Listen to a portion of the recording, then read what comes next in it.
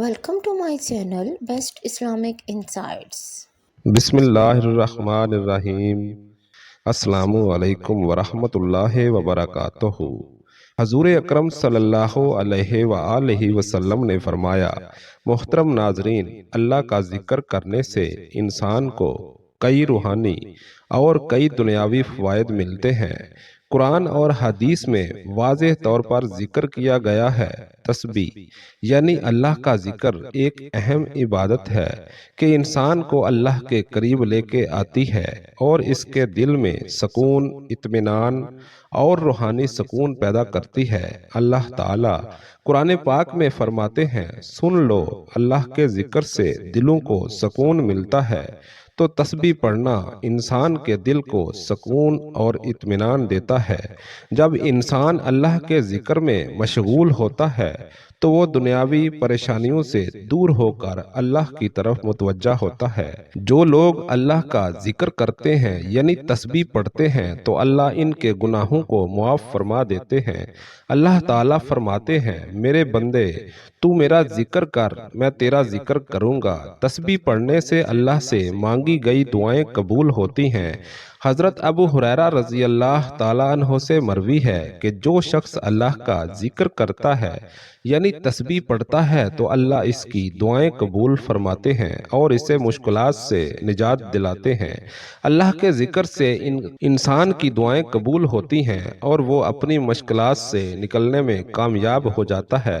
تسبیح پڑھنے سے انسان کی زندگی میں برکت آتی ہے۔ جو شخص صبح شام اللہ کا ذکر کرتا ہے تو اس کی روزی میں برکت آتی ہے۔ تو تسبیح انسان کی روزمرہ زندگی میں برکت، کامیابی اور سکون لے کر آتی ہے۔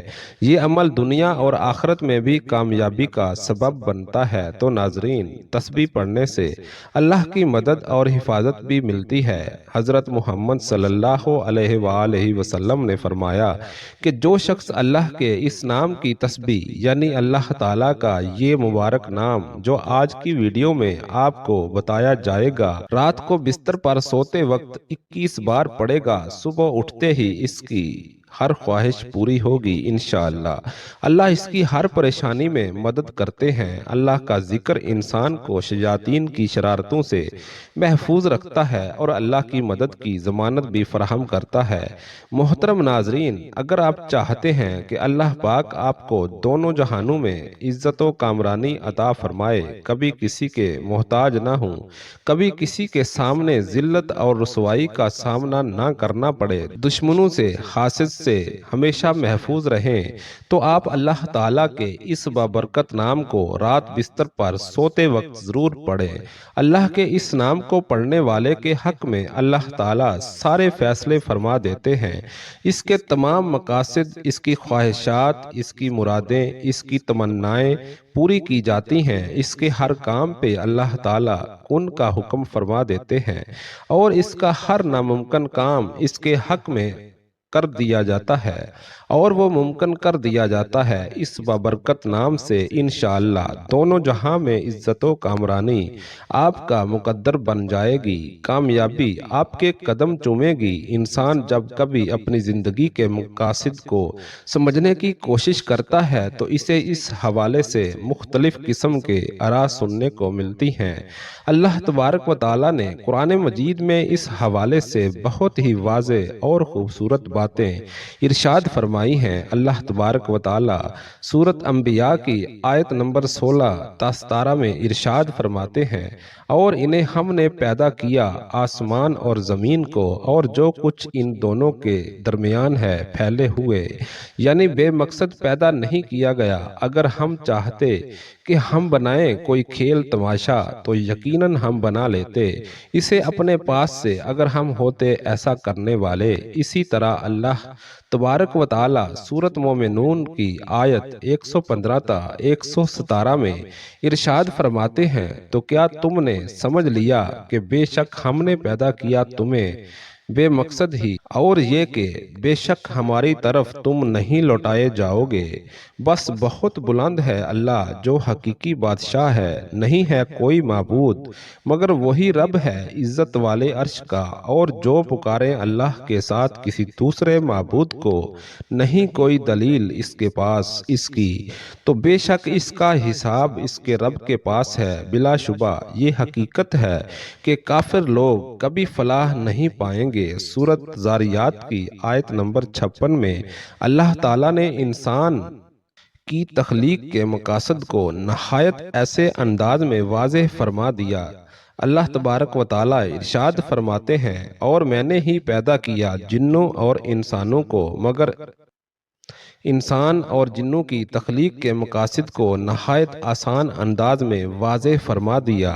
اللہ تبارک و تعالیٰ ارشاد فرماتے ہیں، اور میں نے ہی پیدا کیا جنوں اور انسانوں کو مگر اس لیے کہ وہ میری عبادت کریں۔ مذکورہ بالا تمام آیات پر غور و فکر اور تدبر کرنے کے بعد یہ بات سمجھ میں آتی ہے، تخلیق انسانیت کا مقصد در حقیقت اللہ تبارک و تعالیٰ کی معرفت حاصل کرنا اور اس کی بندگی عبادت کو بجا لانا ہے۔ ان عبادات کو بجا لانے کے لیے مختلف طریقے کتاب و سنت میں مذکور ہیں، جن میں ایک انتہائی خوبصورت اور آسان طریقہ اللہ تبارک و تعالیٰ کا مسلسل ذکر کرنا ہے۔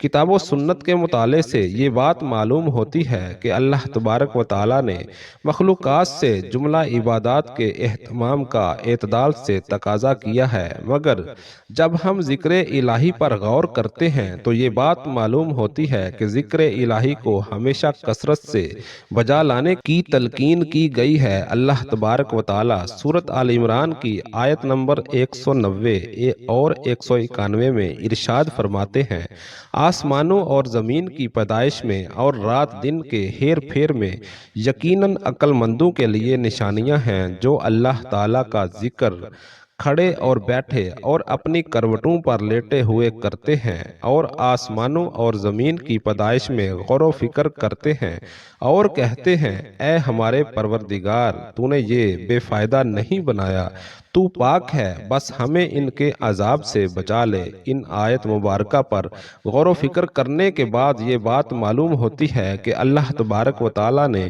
ان لوگوں کو عقل مند قرار دیا ہے جو زمین و آسمان کی تخلیق پر غور کرتے ہیں، پروردگار عالم کی تخلیق کی وسعت کو دیکھ کر اس کی کبریائی کو پہچانتے اور اس کے بعد کثرت سے اللہ تبارک و تعالیٰ کا ذکر کرتے اور آگ کے عذاب سے پناہ مانگتے ہیں۔ اللہ تبارک و تعالیٰ نے سورۃ احزاب کی آیت نمبر 41 میں ارشاد فرمایا، اے ایمان والو، اللہ تبارک و تعالیٰ کا ذکر بہت زیادہ کرو۔ ذکر الہی بکثرت کرنے کا نتیجہ یہ نکلتا ہے کہ اللہ تبارک و تعالیٰ انسان کی زندگیوں کے اندھیرے دور کر کے ان کو روشنی کے راستے پر چلا دیتے ہیں۔ چنانچہ سورۃ احزاب کی آیت نمبر 41 اور 43 میں ارشاد ہوا، اے ایمان والو، اللہ تعالیٰ کا ذکر بہت زیادہ کرو اور صبح و شام اس کی پاکیزگی بیان کرو۔ وہی ہے جو تم پر اپنی رحمتیں بھیجتا ہے اور اس کے فرشتے تمہارے لیے دعائیں رحمت کرتے ہیں تاکہ وہ تمہیں اندھیروں سے اجالے کی طرف لے جائیں، اور اللہ تعالیٰ مومنوں پر بہت ہی مہربان ہے۔ اللہ تبارک و تعالیٰ نے ذکر الہی کے فوائد بتلائے ہوئے ہیں۔ یہ بات بھی ارشاد فرمائی کہ جب کوئی شخص اللہ تبارک و تعالیٰ کا ذکر کرتا ہے تو اللہ تبارک و تعالیٰ بھی اس کا ذکر کرتے ہیں۔ چنانچہ اللہ تبارک و تعالیٰ سورۃ بقرہ کی آیت نمبر 152 میں ارشاد فرماتے ہیں، تم میرا ذکر کرو، میں بھی تمہیں یاد کروں گا، میری شکر گزاری کرو اور ناشکری سے بچو۔ اس آیت مبارکہ سے یہ بات سمجھ میں آتی ہے کہ جس شخص کا ذکر اللہ تبارک و تعالیٰ کرتے ہیں اس شخص کی زندگی میں اللہ تبارک و تعالیٰ کی تائید، نصرت اور فضل ہر حال میں شامل ہو جاتے ہیں۔ چنانچہ ہمیں کثرت سے اللہ تبارک و تعالیٰ کا ذکر کرنا چاہیے۔ اللہ تبارک و تعالیٰ نے سورۃ احزاب میں ان لوگوں کا ذکر کیا جن لوگوں کے لیے اللہ تبارک و تعالیٰ نے مغفرت اور اجر عظیم تیار کر رکھا ہے۔ اللہ تبارک و تعالیٰ سورۃ احزاب کی آیت نمبر 35 میں ارشاد فرماتے ہیں، بے شک مسلمان مرد اور مسلمان عورتیں، مومن مرد اور مومن عورتیں، فرما برداری کرنے والے مرد اور فرما بردار عورتیں، راست باز مرد اور راست باز عورتیں، صبر کرنے والے مرد اور صبر کرنے والی عورتیں، عاجزی کرنے والے مرد اور عاجزی کرنے والی عورتیں، خیرات کرنے والے مرد اور خیرات کرنے والی عورتیں، روزہ رکھنے والے مرد اور روزہ رکھنے والی عورتیں، کثرت سے اللہ کا ذکر کرنے والے اور ذکر کرنے والیاں، ان سب کے لیے اللہ تعالیٰ نے وسیع مغفرت اور بڑا ثواب تیار کر رکھا ہے۔ اس آیت مبارکہ سے یہ بات معلوم ہو جاتی ہے کہ وہ لوگ جن کے لیے اللہ تبارک و تعالیٰ نے وسیع مغفرت اور بڑا ثواب تیار کر رکھا ہے، ان لوگوں میں بکثرت اللہ تبارک و تعالیٰ کا ذکر کرنے والے مرد اور عورتیں بھی شامل ہیں۔ نماز کی ادائیگی کا ذکر کرتے ہوئے اس بات کو بیان کیا گیا کہ نماز فحاشی اور برائی کے کاموں سے روکتی ہے۔ ساتھ ہی اللہ تبارک و تعالیٰ ارشاد فرماتے ہیں کہ اللہ تعالیٰ کا ذکر بہت بڑا کام ہے۔ سورۃ عنکبوت کی آیت نمبر 45 میں ارشاد ہوا، جو کتاب آپ کی طرف وحی کی گئی ہے اسے پڑھیے اور نماز قائم کریں، یقیناً نماز بے حیائی اور برائی سے روکتی ہے، بے شک اللہ کا ذکر بہت بڑی چیز ہے اور جو کچھ تم کر رہے ہو اس سے اللہ خبردار ہے۔ اس آیت مبارکہ پر تدبر کرنے سے یہ بات معلوم ہوتی ہے کہ اللہ تعالیٰ کا ذکر کرنے کے نتیجے میں انسان کو جو فوائد حاصل ہوتے ہیں وہ فحاشی اور منکرات کے اجتناب سے کہیں بڑھ کر ہیں۔ چنانچہ ہر مومن اور مسلمان کو بکثرت اللہ تبارک و تعالیٰ کا ذکر کرنا چاہیے۔ ذکر الہی انوار کی کنجی ہے، بصیرت کا آغاز ہے اور جمال فطرت کا اقرار ہے۔ یہ حصول علم کا جال ہے۔ ذکر الہی دراصل خالق حقیقی سے رابطے کی ایک شکل ہے۔ سورۃ عنکبوت کی آیت نمبر 45 میں ارشاد ربانی ہے، اور یقین کرو کہ اللہ کا ذکر ہر چیز سے بزرگ تر ہے۔ اللہ کے ذکر میں نماز، تلاوت قرآن، اللہ کے ذکر سے اللہ کا قرب نصیب ہوتا ہے اور انسان کی روحانی ترقی ہوتی ہے۔ ذکر اللہ سے دل منور ہو جاتے ہیں۔ ذکر اللہ ہی وہ راستہ ہے اور دروازہ ہے جس کے ذریعے ایک بندہ بارگاہ الہی تک پہنچ سکتا ہے۔ حضرت ابو ہریرہ اور حضرت ابو سعید خدری رضی اللہ تعالی عنہ سے روایت ہے کہ رسول اکرم صلی اللہ علیہ وآلہ وسلم نے فرمایا، جب بھی اور جہاں بھی کچھ بندگان خدا اللہ کا ذکر کرتے ہیں تو لازمی طور پر فرشتے ہر طرف سے ان کے گرد جمع ہو جاتے ہیں اور ان کو گھیر لیتے ہیں اور رحمت الہی ان پر چھا جاتی ہے اور ان کو اپنے سائے میں لے لیتی ہے اور ان پر سکینہ کی کیفیت نازل ہو جاتی ہے اور اللہ اپنے مقربین فرشتوں میں ان کا ذکر کرتے ہیں۔ بخاری شریف میں بحوالہ حضرت ابو ہریرہ درج ہے کہ رسول اکرم صلی اللہ علیہ وآلہ وسلم نے فرمایا، اللہ تعالیٰ کا ارشاد ہے کہ جس وقت بندہ میرا ذکر کرتا ہے اور میری یاد میں اس کے ہونٹ حرکت کرتے ہیں تو اس وقت میں اپنے بندے کے ساتھ ہوتا ہوں۔ اللہ تعالیٰ نے ارشاد فرمایا، ترجمہ، بے شک اللہ کا ذکر بہت بڑی چیز ہے۔ ابو ہریرہ رضی اللہ تعالیٰ عنہ سے روایت ہے کہ نبی کریم صلی اللہ علیہ وآلہ وسلم نے فرمایا، اللہ تعالیٰ فرماتے ہیں کہ میں اپنے بندے کے یعنی میرا بندہ میرے بارے میں جیسا گمان رکھتا ہے میں اس کے ساتھ ویسا ہی کرتا ہوں، گمان کے ساتھ ہوں، اور جب بھی وہ مجھے یاد کرتا ہے تو میں اس کے ساتھ ہوتا ہوں، بس جب وہ مجھے اپنے دل میں یاد کرتا ہے تو میں اسے اپنے دل میں یاد کرتا ہوں، اور جب وہ مجھے مجلس میں یاد کرتا ہے تو میں اس سے بہتر فرشتوں کی مجلس میں یاد کرتا ہوں۔ اگر وہ میرے پاس ایک بالشت آتا ہے تو میں اس کے پاس ایک ہاتھ آتا ہوں، اگر وہ ایک ہاتھ آتا ہے تو میں اس کے پاس ایک گز آتا ہوں، اگر وہ میرے پاس چل کر آتا ہے تو میں اس کے پاس دوڑ کر آتا ہوں۔ سبحان اللہ۔ حضرت ابو درداء رضی اللہ تعالیٰ عنہ سے روایت ہے کہ رسول اکرم صلی اللہ علیہ وآلہ وسلم نے فرمایا، کیا میں تم کو وہ عمل بتاؤں جو تمہارے سارے اعمال میں بہتر اور تمہارے مالک کی نگاہ میں پاکیزہ تر ہے اور تمہارے درجوں کو دوسرے تمام اعمال سے زیادہ بلند کرنے والا ہے، اور اللہ کی راہ میں سونا اور چاندی خرچ کرنے سے بھی زیادہ اس میں خیر ہے، اور اس جہاد سے بھی زیادہ تمہارے لیے اس میں خیر ہے جس میں تم اپنے دشمنوں اور خدا کے دشمنوں کو موت کے گھاٹ اتارو اور وہ تمہیں ذبح کرے اور شہید کرے۔ صحابہ نے عرض کیا، ہاں یا رسول اللہ صلی اللہ علیہ وآلہ وسلم، ایسا قیمتی عمل ضرور بتائیے۔ آپ نے فرمایا، وہ اللہ کا ذکر ہے۔ ابن ماجہ میں لکھا ہے کہ حضرت ربیعہ بن کعب رات کو آپ کے آستان اقدس پر پہرا دیتے تھے۔ وہ بیان کرتے ہیں کہ آپ کی تسبیح کی آواز سنتے سنتے میں تھک جاتا تھا اور مجھے نیند آ جاتی تھی۔ بقول علامہ شبلی نغمانی اور علامہ سید سلمان ندوی سیرت النبوی، جلد سوم، صفحہ نمبر 158، اٹھتے بیٹھتے، چلتے پھرتے، کھاتے پیتے، سوتے جاگتے، وضو کرتے، نئے کپڑے پہنتے، سوار ہوتے، سفر میں جاتے، واپس آتے، مسجد میں قدم رکھتے، غرض ہر حالت میں دل و جان ذکر الہی میں مصروف رہتے۔ آپ سواری پر بیٹھے بیٹھے نفل ادا فرماتے۔ سواری کا جانور جدھر چل رہا ہے آپ ادھر چہرہ مبارک نماز کی نیت فرما لیتے۔ اس کی پرواہ نہیں فرماتے تھے کہ قبلہ کی طرف رخ مبارک ہے یا نہیں۔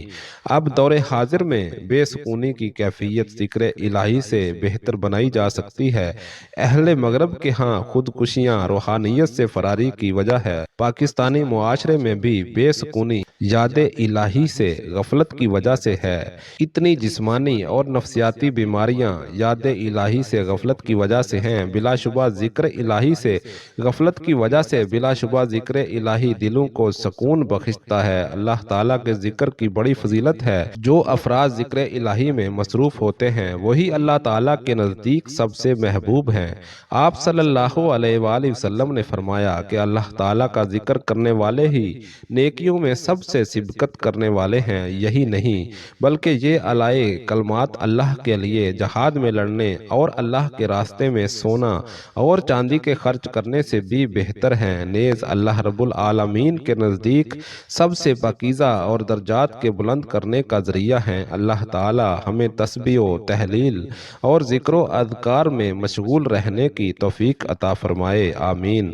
ناظرین، اب ہم جان لیتے ہیں کہ آپ نے اللہ تعالیٰ کا وہ کون سا نام پڑھنا ہے، کیسے پڑھنا ہے۔ تو ناظرین، جب آپ رات کو سونے کے لیے بستر پر لیٹ جائیں تو کوشش کرنی ہے کہ آپ نے اپنے کسی بھی مقصد کے لیے، کسی بھی حاجت کے لیے، کسی بھی مشکل یا پریشانی سے نکلنے کے لیے، خاص طور پر اپنے حق میں فیصلے کے لیے اور اپنی خواہشات کی تکمیل کے لیے اور راستے سے ہر رکاوٹ فوراً دور کرنے کے لیے کوئی بھی ارادہ دل میں کرنا ہے، خواہ وہ اپنی خواہشات کو پورا کرنے کا ہو یا کوئی ناممکن کام کو ممکن کر دینے کے حوالے سے آپ کی حاجتوں، آپ نے اس کی نیت کرنی ہے۔ اور اس کے بعد بہتر ہے کہ آپ باوضو حالت میں بستر پر لیٹیں، کیونکہ یہ ایک سنت طریقہ بھی ہے اور اس سے ثواب بھی ملتا ہے۔ تو باوضو حالت میں جب بھی بستر پر جائیں تو یہ بہت ہی مختصر اور آسان سا وظیفہ آپ نے پڑھنا ہے۔ اللہ تعالیٰ کا بہت ہی بابرکت نام ہے، اس کا ورد کرنا ہے، لیکن اس سے پہلے آپ نے درود پاک پڑھنا ہے۔ ایک بار ثواب کے لیے میرے ساتھ بھی درود پاک پڑھ لیجئے۔ اللہم صلی علی محمد وعلی آل محمد کما صلیت علی ابراہیم وعلی آل ابراہیم انکا حمید مجید۔ اللہم بارک علی محمد وعلی آل محمد کما بارکت علی ابراہیم وعلی آل ابراہیم انکا حمید مجید۔ اور جب آپ نیت کر لیں تو فوری طور پر آپ نے اعوذ باللہ من الشیطان الرجیم اور بسم اللہ اللہ الرحمن الرحیم پڑھ کر وظیفے کا آغاز کرنا ہے اور اللہ تعالیٰ کے مبارک نام یا حیو یا قیوم کو پڑھنا شروع کر دینا ہے۔ آپ نے اللہ تعالیٰ کے اس مبارک نام یا حیو یا قیوم کو ملا کر پڑھنا ہے تو ایک شمار ہوگا۔ اسی طرح آپ نے اس کو صرف 21 بار پڑھنا ہے۔ جب 21 مرتبہ اللہ تعالیٰ کے اس مبارک نام کو پڑھ لیا تو اس کے بعد آپ نے سورۃ کوثر صرف 3 بار پڑھنی ہے۔ اللہ تعالیٰ کے نام کا ذکر کرنے کے بعد آپ نے استغفار لازمی کرنا ہے، کیونکہ استغفار کا پڑھنا انسان کو اللہ کی قربت ملاتا ہے، اور کہا جاتا ہے کہ اللہ اپنی مدد سے اپنے بندے کی پریشانیوں کو دور کرتے ہیں۔ اول و آخر درود پاک پڑھ کر اللہ تعالیٰ کے اس مبارک نام کو پڑھنے کا معمول بنا لیں۔ انشاءاللہ فیصلہ آپ کے حق میں آئے گا، جیسا آپ چاہیں گے ویسا ہوگا۔ تو حضور اکرم صلی اللہ علیہ وآلہ وسلم نے فرمایا، اللہ تعالیٰ کے اس مبارک نام کو رات کو بستر پر سوتے وقت پڑھنے سے صبح اٹھتے ہی اللہ تعالیٰ انسان کی ہر خواہش پوری کر دیں گے انشاءاللہ۔ اس کی ہر جائز مراد کو پورا فرمائیں گے انشاءاللہ۔ اس کی خواہشات پر کن کا حکم فرما دیا جائے گا انشاءاللہ، اور اس کی مشکلات ختم کر دی جائیں گی اور اس کے لیے آسانیاں پیدا کر دی جائیں گی، اور اس کے تمام مسائل حل کر دیے جائیں گے۔ جو اس کے دل کی منشا ہوگی وہ پوری کی جائے گی۔ اللہ تعالیٰ سے دعا ہے کہ اللہ تعالیٰ میرا سنانا اور آپ کا سننا اپنی بارگاہ الہی میں قبول و منظور فرمائے، آمین یا رب العالمین۔